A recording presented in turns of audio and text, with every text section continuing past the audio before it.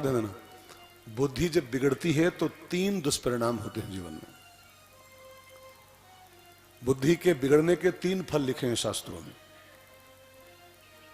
आप जरा नोट करो और चेक करो।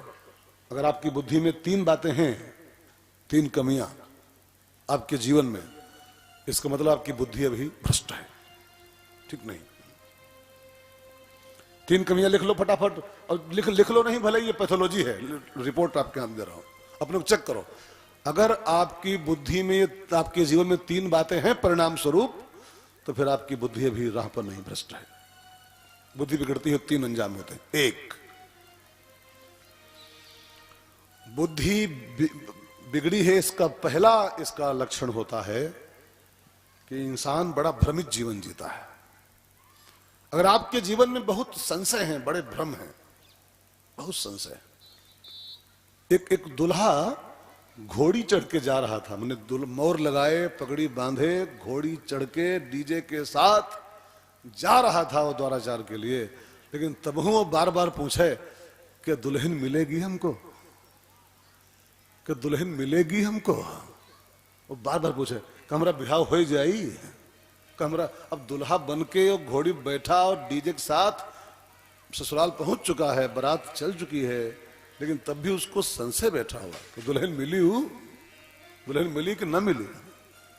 ये जो संशय भरी जिंदगी है, भ्रमित जीवन, ये बिगड़ी बुद्धि का पहला परिणाम। ध्यान देके सुनना। नंबर 2, दूसरी पहचान है बुद्धि लोभ दिखावे। रामायण में लिखा है, अगर बुद्धि में बार बार लोभ आपके पैदा हो रहा है, किसी की गाड़ी देखा अच्छी आ ली, अब बस मन में, बुद्धि में तुरंत ऐसन गाड़ी हमरे हो चाहिए। हाँ, किसी की बढ़िया मकान देखा, बस बढ़िया कोठी, बस बुद्धि में तुरंत शुरू हो गया, अगर ऐसे घर हमरो हो चाहिए। हाँ? किसी की बढ़िया साड़ी देखा, ऐसे साड़ी हम मंगाएंगे। हाँ? अगर बुद्धि में प्रत्येक चीज को देख के लोभ पैदा हो रहा है, इसका मतलब आपकी बुद्धि भ्रष्ट है, अभी भ्रष्ट है। बुद्धि में संतुष्टि होनी चाहिए। उसके पास जो है वो है, मेरे पास जो है वो है। उसके भाग्य में जो है वो मजा ले रहा है, मेरे भाग्य में जो है वो मुझको मिला है। नसीब में जिसके जो लिखा था वो तेरी महफिल में काम आया। लेकिन बुद्धि में बार बार लोभ पैदा हो, इसका मतलब है ये भ्रष्ट बुद्धि का परिचायक है। नंबर 3, तीसरा जो फल लिखा है वो है प्रमाद। प्रमाद माने होता है भजन में लापरवाही। नहीं समझे? भजन में, साधना में प्रमाद माने टाल मटोल। ठीक है, आज यक्के माला कर लेते हैं, चलो ठीक है, आज छोड़ो माला, कल देखा जाएगा। आज छोड़ो, कल करेंगे। आज छोड़ो, आज रामायण नहीं पढ़ेंगे, अब आज पाठ छोड़ो, कल पढ़ ले, परसों पढ़ लिया जाएगा। ये जो भजन का टाल मटोल है हमारे जीवन में, किसी काम का हम टाल मटोल नहीं करते हैं, लेकिन भजन का टाल मटोल जो बार बार अंदर पैदा होता है, ये भ्रष्ट बुद्धि का परिचायक है। अगर आपकी बुद्धि सज्जन नहीं है, आपकी कुब्जा टेढ़ी है, तो आपके जीवन में 3 बातें होंगी।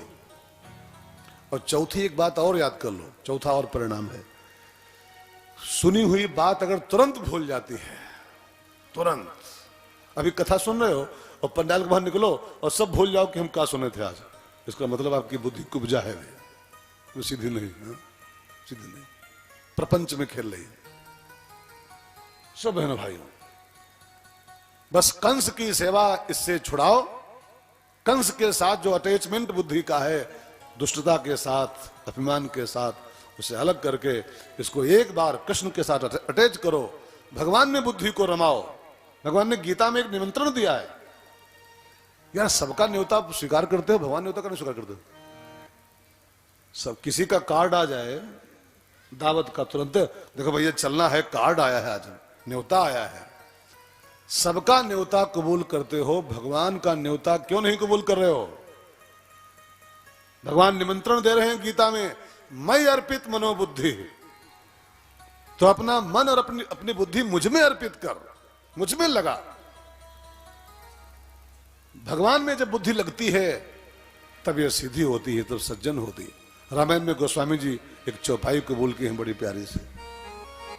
ये कौन है हो? साध शंभु प्रसाद सुमति अहोलसी, शंभु प्रसाद सुमति अहोलसी, रामचरित मानस कवि तुलसी, रामचरित मानस कवि तुलसी, शंभु प्रसाद सुमति अहोलसी, शंभो प्रसाद सुमति अहोलसी, रामचरित मानस कवि तुलसी। इस चौपाई में छिपे हुए एक शब्द को बिल्कुल गहराई के साथ सुनो। इस चौपाई के शब्द को, बुद्धि को सद्बुद्धि में बदलना आपके बस का काम नहीं। ये प्रयास से नहीं होता है, ये प्रसाद से होता है। हमारी बुद्धि सुमति बन जाए, हमारी बुद्धि सद्बुद्धि बन जाए, ये प्रयास से संभव नहीं है, ये प्रसाद से होता है। प्रसाद माने लैया चबे ना, हाँ? प्रसाद माने होता है किसी की कृपा, किसी कृपा। शंभु प्रसाद सुमति ही होलसी। शंभु माने, अब शंकर जी तो है, लेकिन शंभु माने एक और अर्थ होता है, गुरुम शंकर रूपिणम।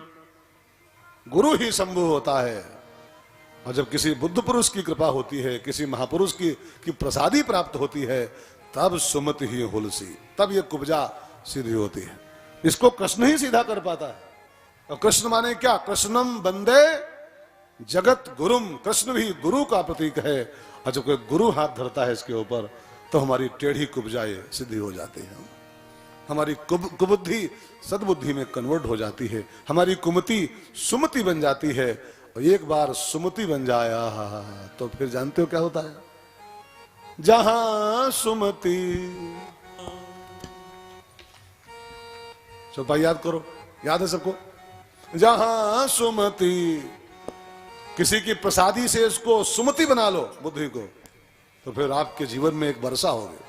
जहां सुमति तहां संपत्ति नाना, जहां सुमति तहां संपत्ति नाना, जहां कुमति तहां विपत्ति निदाना, जहां कुमति तहां विपत्ति निदाना।